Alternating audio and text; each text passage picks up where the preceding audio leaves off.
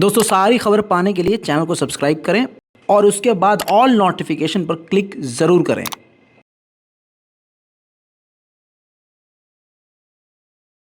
सन 2021 में चाइना और ईरान के बीच एक खास डील हुई थी। ज़्यादा लंबे में नहीं समझाऊंगा वरना आप कंफ्यूज हो जाएंगे। इस डील के मुताबिक ईरान और चाइना एक अलग अपने सेपरेट रास्ते से इंपोर्ट एक्सपोर्ट करेंगे। चाइना को गैस, तेल, ईंधन सामान देगा और चाइनीज़ आइटम आप मानते हैं, जानते हैं सस्ता मिलता है, तो वो सारे आइटम उसी रास्ते से ईरान लेगा। एक बेहतरीन ये डील ईरान और चाइना के बीच है। अब यही सेम ऑफर ईरान ने भारत के लिए रख दिया है। भारत के लिए अपने दोनों बाजू खोलकर ईरान ने भारत को ऑफर दिया है कि हम आपको सस्ते दामों में ईंधन, गैस और तेल देने को तैयार हैं। इतना ही नहीं, चीन से ज़्यादा भारत पर ईरान मेहरबान होते हुए ये भी वादा कर चुका है कि अगर आप हमसे ये डील करते हैं तो हम आपको एक सेपरेट रास्ता देंगे, जो रास्ता कोई इस्तेमाल नहीं करेगा। इसके अलावा ईरान भारत से भारी भरकम मात्रा में उसी रास्ते से सामान खरीदेगा भी और माल इसको देगा भी, यानी भारत को।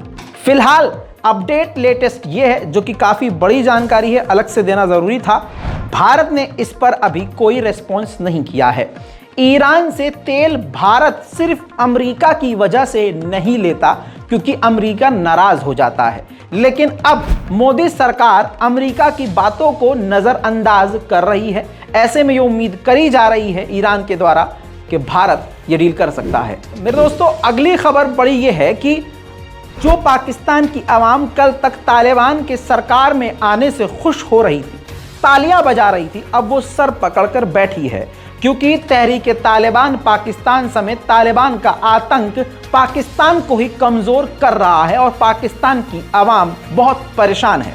ऐसे में आखिरकार जो बात मैं कह रहा था, अब पाकिस्तान के संसद में खड़े होकर इस बात को कह रहे हैं कि जो कल तक खुशियां मना रहे थे वो आज रो रहे हैं। खुद पूरा बयान, एक एक जुमला खुद सुनिए। है कि वहां पर दहशतगर्दों ने कब्जा कर लिया है। मसला यह है कि हम अभी तक उस डिनाइल से उस चीज को फेस कर रहे हैं कि जैसे कुछ हुआ ही नहीं है। अब मैं बड़े माजरत के साथ कहना चाहता हूं कि हम अभी तक कंफ्यूज हैं। चंद दिन पहले यहां पर हमारे वफाकी वजीर साहब ने कहा था कि अफगानिस्तान में सारे अफगान वो मिलकर लड़े और मिलकर ही उन्होंने जंग जीती है। अगर यही अब तक हमारी अप्रोच है, यही अब तक अगर हमारी अप्रोच है, तो हम दहशतगर्दी का मुकाबला नहीं कर सकते, ना ही हम दहशतगर्दी का खात्मा कर सकते हैं। जिन जिन लोगों ने अफगानिस्तान में तालिबान के टेक ओवर को सेलिब्रेट किया था, वो सब आज के सूरत हाल के जिम्मेदार है। They are responsible for it. हम यहाँ से शादियाने बजा रहे थे, यहाँ से हम लोग अपने सहाफियों को वहां पर भेज रहे थे कि आप लोग सेलिब्रेट करें। जिन जिन लोगों ने भी उस काबुल के टेक ओवर को सेलिब्रेट किया है, आज हमारे वो मुजरिम है। आज जो हमारे जो खून बह रहा है, उन लोगों के हाथ हमारे खून से रंगे हुए हैं। तो वो इन सबको इस चीज का जिम्मेदार हमें ठहराना होगा, और जिम्मेदार ठहराए बगैर इस मसले का हम हल नहीं निकाल सकते। दूसरी चीज, ये जो मुज़ाकरात के नाम पर इन तालिबान को वापस स्वात से लेकर वजीरिस्तान तक बसाया गया, जो जो लोग उसमें मुलविस थे, जिन जिन लोगों ने भी फैसिलिटेट किया, जिन जिन फौजी जर्नलों ने इस चीज को फैसिलिटेट किया, उन सबको भी हमें कटहरे में खड़ा करना होगा, और उन सब का एहतसाब किए बगैर हम मसले का हल नहीं निकाल सकते। हमारी अफगान पॉलिसी अभी तक उसी 40 साल से जो अफगान पॉलिसी हमारी रही है, अभी तक उसी का तसलसल है। तो उस अफगान पॉलिसी को ठीक किए बगैर हम यहाँ पर ना अमन ला सकते हैं, ना हम दहशतगर्दी का मुकाबला कर सकते हैं, और ना ये इस तरह के कंफ्यूज सिग्नल से हम आए दिन अपने सियासी वर्कर्स को, अपने जवानों को और अपने पुलिस अपने उसको हम मरवाते रहेंगे और मसला ठीक नहीं होगा। इस चीज पर एक सीरियस डिबेट की जरूरत है, लेकिन मेरे ख्याल में वो सीरियसनेस आज हमें नजर नहीं आ रही। और देखना एक तो देखा दोस्तों, पाकिस्तान के लोग, वो लोग जरूर आज पछता रहे हैं जो कल तक तालिबान का सपोर्ट कर रहे थे। वहीं तुर्की अमेरिका से बातचीत भी चोरी छुपे कर रहा है।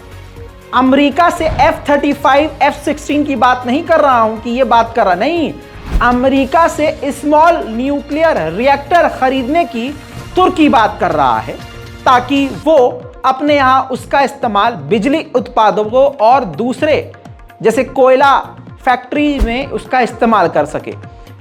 छोटे न्यूक्लियर पावर प्लांट बहुत सारी चीज़ों में इस्तेमाल होते हैं।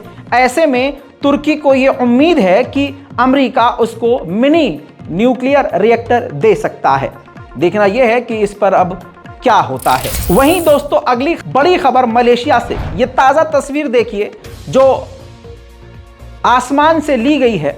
ये पूरा मलेशिया है। लगभग 20 से 30% मलेशिया बाढ़ की चपेट में है। 70,000 से ज़्यादा लोगों को उनके घरों से निकालकर दूसरे क्षेत्र में शिफ्ट किया गया है और इस बाढ़ में अब तक 5 लोग मारे गए हैं। वहीं आपको अगली बड़ी खबर, कोलंबिया के एक पोर्ट में जबरदस्त आग लग गई है।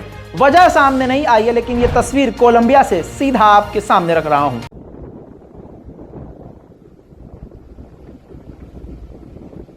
Fuerte incendio y explosión al mismo tiempo en Compass.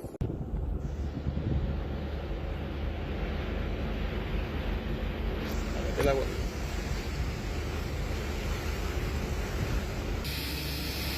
अब इजराइल का एक नया कांड बता देता हूं, बल्कि दिखा रहा हूं।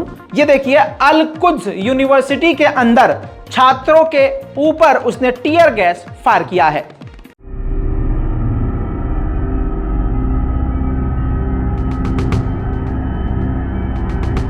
दोस्तों इस छोटी लेकिन मोटी रिपोर्ट पर आपकी क्या राय है, नीचे कमेंट कीजिएगा। हालांकि ये डायलॉग जो है मुझे शक्तिमान से मिला है, क्योंकि याद है शक्तिमान कहता था पूरे एपिसोड के बाद अब वक्त है छोटी मगर मोटी बातों का। तो ये बहुत मोटी रिपोर्ट थी, जल्दी जल्दी आपके सामने रख दी है। जय हिंद।